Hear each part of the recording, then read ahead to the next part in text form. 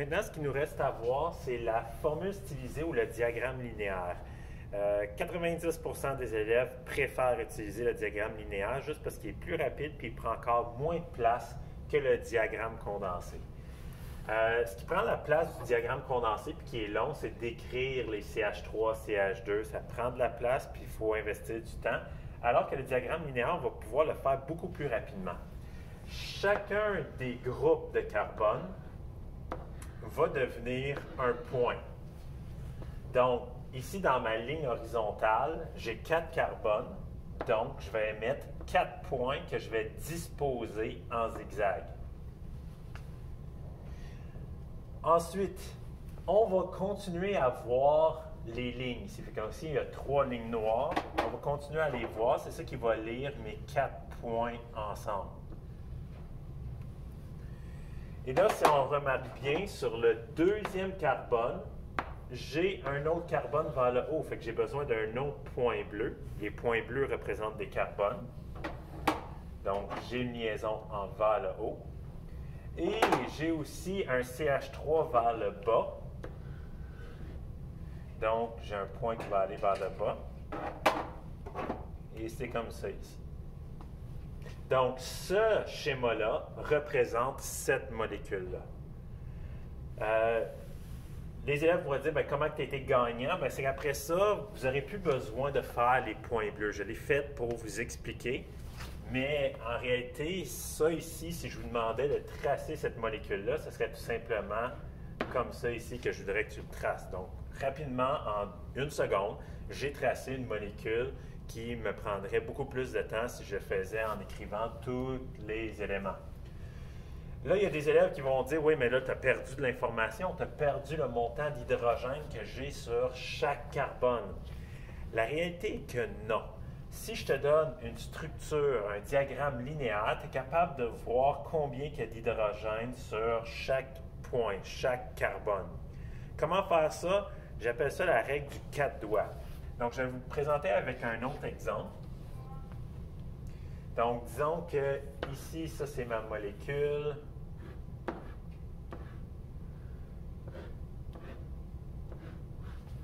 Et je veux convertir cette molécule-là en diagramme condensé.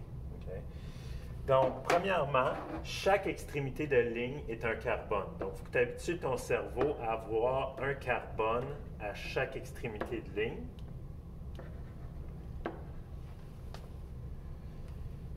Donc, je vais commencer avec le carbone ici. Si je me demande combien d'hydrogène auquel il va avoir sur ce carbone-là, en réalité, je sais que le carbone est supposé de faire 4 liaisons. Moi, je vois la liaison avec le carbone. Ça veut dire qu'il me reste 3 liaisons à faire avec un autre élément que je ne vois pas, qui est dans ce cas-ci l'hydrogène. Donc, c'est pour ça que ça va être un CH3. Si je prends le deuxième carbone ici, donc le deuxième carbone, il est connecté à 2 lignes noires. Donc, j'ai enlevé 2 liaisons avec le carbone. Ça veut dire qu'il me reste 2 liaisons pour mes hydrogènes. C'est un CH2. Je continue comme ça. Le troisième carbone ici, il y a 3 lignes noires. J'enlève 3 doigts. C'est un CH. Là, après ça, j'ai une liaison qui va vers le bas, qui va à ce carbone-là ici, qui a 2 lignes noires. C'est un CH2. Qui va vers le bas à celui-là ici, qui a seulement une ligne noire. Donc, c'est un CH3.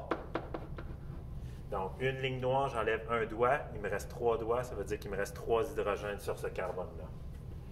Je continue ici, il y a 3 lignes noires, j'enlève 3 doigts, ça veut dire que c'est un CH qui est connecté à un CH3 en haut, qui est connecté à ce carbone-là ici, qui a 3 lignes, donc ça va être un CH,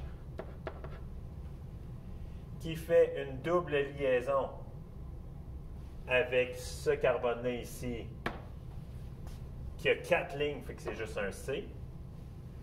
J'ai une liaison en haut qui est un CH3. Et là, normalement, je continuerai à droite pour mettre un autre CH3. Là, je vais le mettre en bas parce que je manque de place, mais ça serait la même réponse de toute façon que si je l'avais mis ici. À noter que quand j'ai mis des chaînes en bas, c'est la même réponse si j'avais mis la chaîne en haut. Okay? C'est juste des fois, on le fait pour que ça ressemble à ça ici. Mais moi, je vous aurais donné tous vos points si tu avais mis le CH2 en haut, le CH3 en bas, c'est la même chose.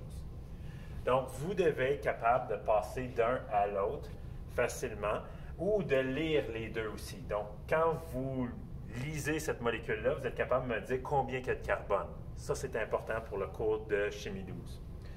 Aussi, il faut représenter la géométrie. Donc, cette molécule-là, le fait que je mets en zigzag, oui, c'est pour voir les extrémités des lignes, mais c'est aussi pour représenter la réalité. La forme tétraédrique et triangulaire planaire fait plus ou moins un zigzag. Ici, j'ai un exemple avec mes modèles circulaires. Donc, lorsque j'ai des liaisons doubles ou des liaisons simples que je peux connecter ensemble, elles peuvent tout le temps se disposer de façon à former des sections de la molécule qui vont faire des zigzags. Donc, je ne sais pas si vous voyez ici le fait que ça fait des zigzags. Donc, peut-être des liaisons simples ou bien des liaisons doubles, ça forme des zigzags.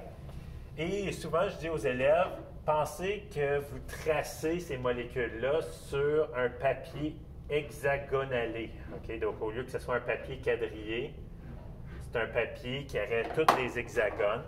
Donc, tu traces tout le temps ta molécule le long des hexagones à ce moment-là. Donc, un peu comme une ruche d'abeilles. La seule exception, c'est la liaison triple. La liaison triple, c'est une liaison qui est linéaire. Donc, quand on va avoir une liaison triple dans une molécule comme ça ici, ça va faire une section de la molécule qui est linéaire parce que ces deux carbones-là sont linéaires. Autre petite exception, c'est lorsque j'ai deux liaisons doubles, une à la suite de l'autre. Encore là, ça va faire une section de la molécule qui est linéaire parce que ce carbone-là est seulement lié à deux autres atomes, donc il est linéaire à ce moment-là.